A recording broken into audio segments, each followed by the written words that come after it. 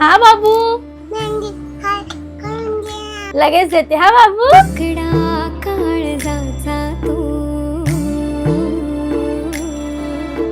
मुखडा गोड परीचा तो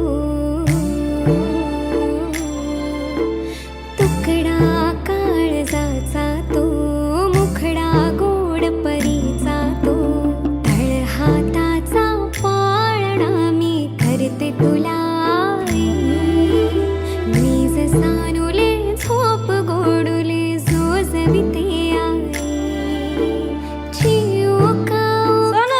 भेंडी फ्राय.